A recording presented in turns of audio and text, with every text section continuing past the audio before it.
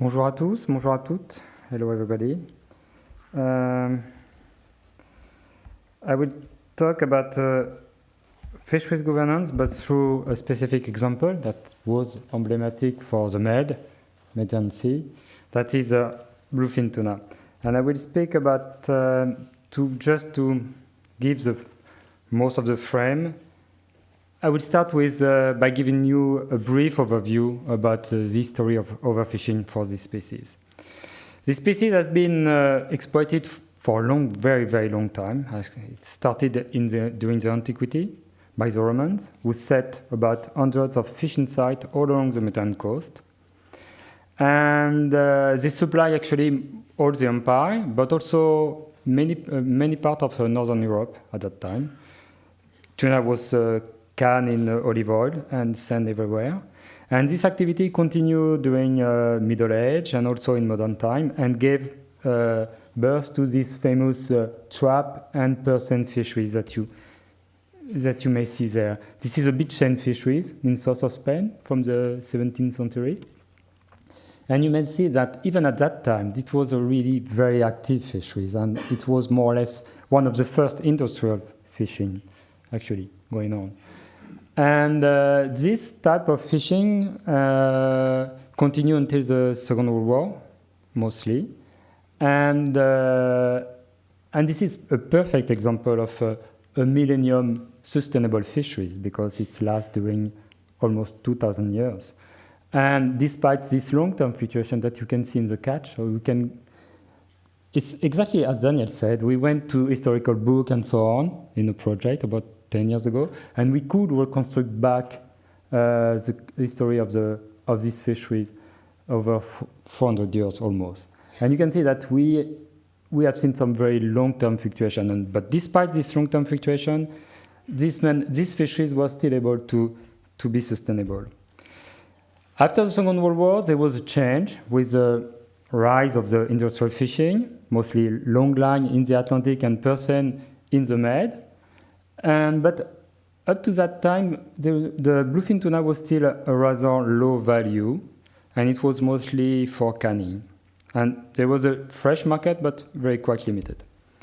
And actually, everything changed quite drastically and very quickly in the 80s with the rise of the Japanese sashimi market on Atlantic bluefin tuna in that period. And it was starting in the 80s, not before, because the sashimi market used to have tuna from the southern bluefin tuna. And the southern bluefin tuna, that is around Australia mostly, was overfished and overexploited. The catch went down, and the sashimi market moved to Atlantic bluefin tuna at that time. And this induced a strong increase in the demand, a strong increase in the price, and it developed very strong economic interest, because bluefin tuna, Atlantic bluefin tuna, was more or less the fish that was gold, more or less. But the bad thing is that in order to respond to this strong demand, there was a tremendous increase in fishing effort, fishing capacity, fishing efficiency, together with some new storage equipment between the mid-80s and 2000. And this led to what we could expect at that time, a very strong overcapacity. Just in the Med, just to get an idea, in the mid-2000, so about less than 10 years ago, there was more than almost 2,000 boats in the Med fishing bluefin tuna. And among these 1,700 boats, there was 250 large boats, mostly person, as you may see on this picture, and also long line. So this was a huge capacity, and there was an increase in expansion of the fishing area, naturally, because of so many boats. And this system has been reinforced in the late 90s due to the development of farming in order to keep. So the bluefin, especially in the Med with the personal fisheries, is not landed anymore. It's kept alive in farm in order to be fed, so that you can get the perfect flesh for the sashimi market. And everything more or less is exported to Japan. Another characteristic of this fishery that is very important to understand the governance, especially, is that it's fished by many different countries. You may see on this plot that you have about 20 different countries that targeted this fish. And you have, naturally, very strong conflict of interest between countries. For instance, you have some powerful countries, like the European countries, France, Italy, and Spain, that have a huge fishing capacity, that we like to keep this fishing capacity to continue to fish. And together with Japan also, naturally, that is this country. And you have some new developing countries that like to have a bigger share of these valuable resources. And you have some countries like US that have mostly a recreational fisheries, that is, so that they have opposite interests and they would like to have less industrial fishing on these species in order to get more fish for the recreational fishermen. So there's a lot of conflict of interest between these countries, but also between the fisheries. For instance, one of the best examples is possibly Spain, where you have a very strong conflict between the different gear, trap, bait boat, person, long line, and these fisheries, these different fleets have not the same interest. So, and on the top of that is that bluefin tuna is fished mostly in international waters. So that makes that the scientific advice and management can be only done at international level, but governance at international level is quite difficult. And that was what happened to bluefin tuna in those years, mostly. There was very strong deficiency in the governance.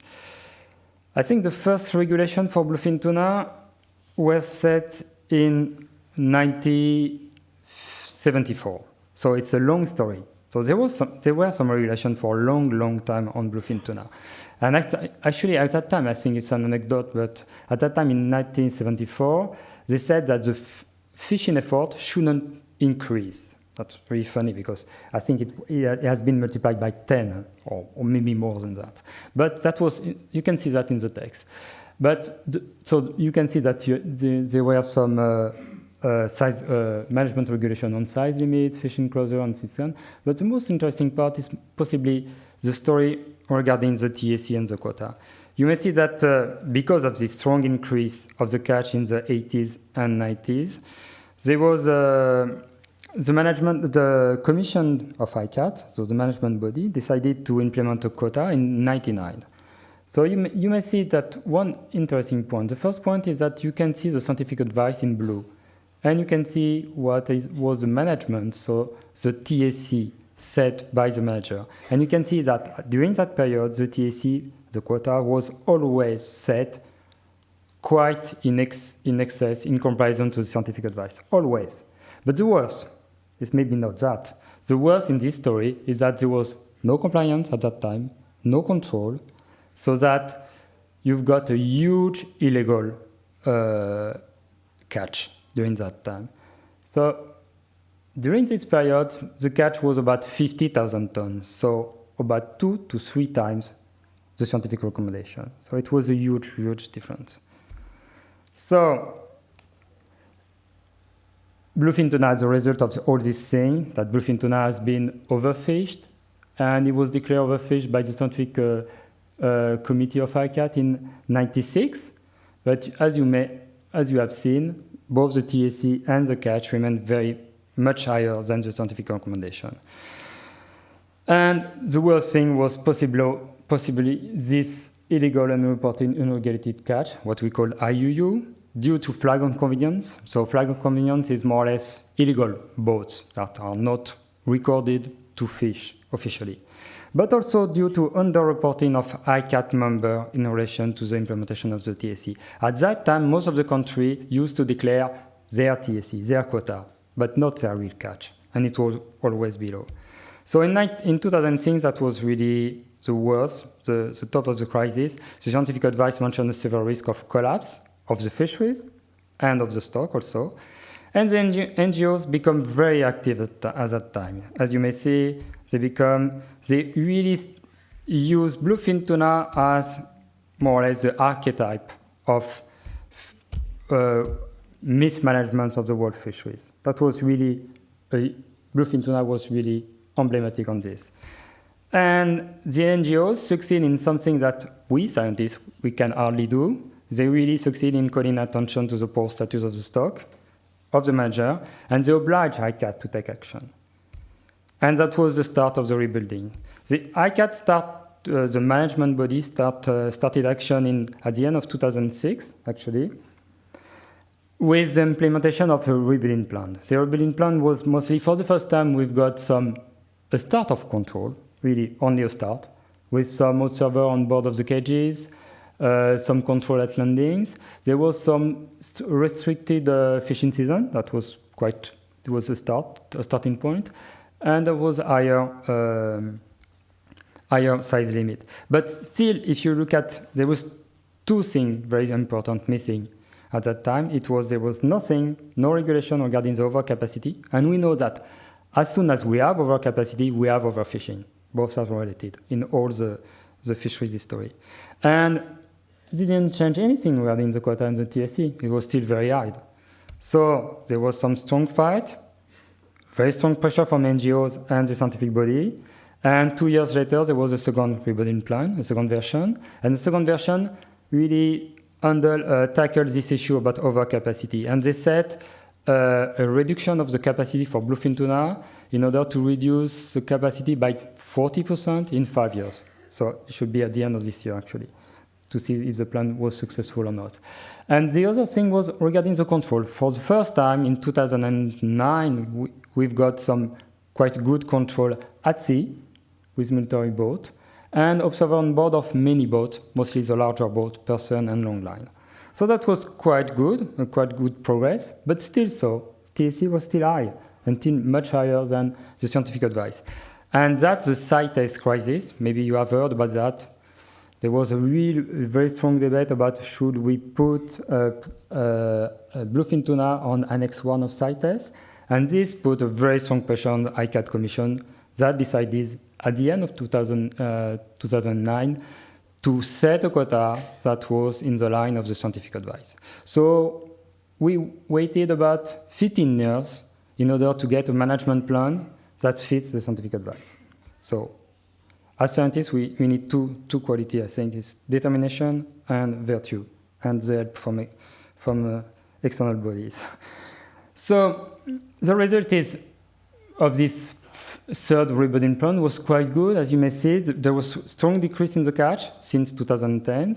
In 2011, actually, it was less than 10,000 tons, so 5 times less than 3 years before. So it's a huge decrease. And in 2011, actually, the catch was possibly the lowest since 1950. 2012, you may see that the catch remains still low. We couldn't detect IUU catch since 2008, but that doesn't mean that there is no more IUU catch. There will be always some IUU catch on bluefin tuna, mostly because it's in international waters. This is why the control is really very important for this species.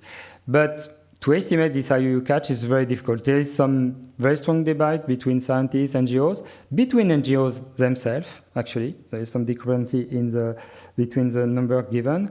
And the way to estimate this IUU is quite technical, and there is some solution. And we hope by using some information both from the market and from this bluefin catch document, what we call BCD, we could end up to have some good estimate of IUU in the next year. Regarding the stock assessment, the news is good also. Catch were divided by 5, and so the fishing mortality decreased quite a lot, both on the adult fish and on the small fish. The SSB show clear sign of increase. The biomass is still below what is expected under sustainable level, but it's quite normal for long-lived species. But you may see one point very important is that now fishing mortality would be quite below, and quite a lot below actually, sustainable level. So that's very good. The perception of stock status really greatly improved. Sorry, I need water. But it's not as good as it looks like on this stock assessment. Why? Because there is various sources of unquantified uncertainties that couldn't be taken into the scientific advice. And these unquantified uncertainties could change the perception of the stock that we have. Why?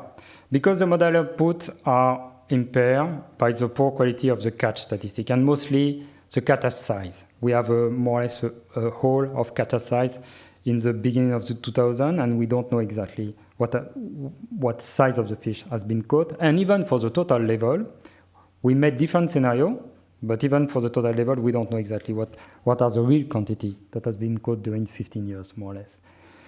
Furthermore, the model output, I'm not going into detail, are very highly sensitive to technical specification. Actually, you change one of these technical specification, and you can get a different perception and different trend in the biomass. So that's really a bit scary, actually.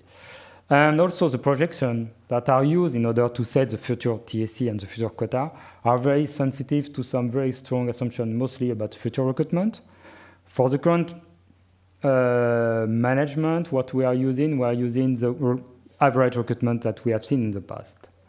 But we have no guarantee to know if these future recruitment are going to continue or not. And about the selectivity also of the fisheries. We have also some difficulty in tracking the change in abundance through the fisheries-dependent information. I think that's really a very important point for us fisheries scientists.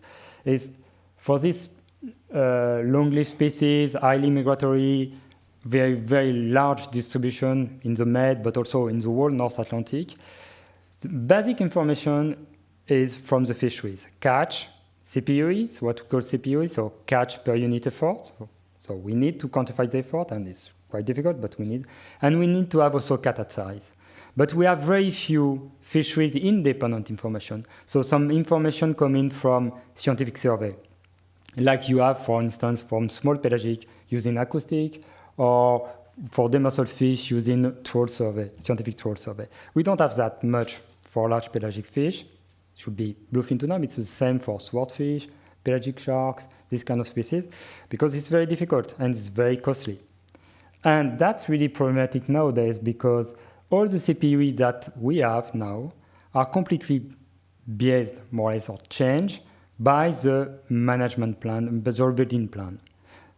And we cannot really compare a fishing activity of a given boat nowadays with what has been 2 or 5 years before, because the fishing season has changed, the size regulation has changed, menacing has changed, and the catch rate is not really comparable. And that's really making problems. We are lacking information about the Med-intent fisheries, but it's becoming better for 5-10 years, but still so we're still lacking of information, mostly on the personnel, for instance. And also, we have some lack of knowledge on the biological and ecological process, especially mortality, population structure, recruitment dynamic, and impact of environmental variation. That doesn't mean that we can't do anything. I want to be very clear on that. But what I mean is that these uncertainties are possibly make our perception of the stock that is not really robust. And that's really the point I want to make. And why it is so for population structure, for instance. Let's just take this example. If I have time, yes, Philippe, it's okay. If you take population structure of bluefin tuna, it's a very old scientific debate. We don't know if it's a palmitic population, a two-stock East and West Atlantic with mixing ground, that is the current hypothesis, or a meta-population. What we know, we are studying that using genetics, microchemistry, electronic tagging, and all this kind of thing. And what we see is that the population structure is more complex than what we currently assume. And this is a result of the French program of electronic tagging, and we are tagging just offshore of here, offshore Marseille, actually. Every year, we're using a pop-up electronic tagging, and you may see that there is not a single fish going out into the Atlantic when you tag in September. And we have the same result with another Spanish program, are tagging in offshore Rosas, so in this kind is WWF, and they've got exactly the same result, not a single fish going out.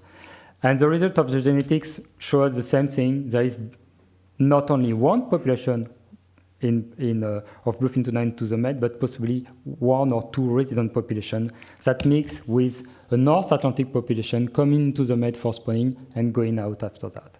And that's really problematic because we know from modeling exercise on different populations, like herring, for instance, that there is a serious risk of genetic erosion because the less productive subpopulation are more vulnerable to fishing, especially, and even if you are fishing at FMSY. So that means that the more uncertain the scientific advice, the more precautionary should be the management and the quota and the TUEC. So what did we learn? I'm going to conclude with that. So what did we learn on bluefin tuna?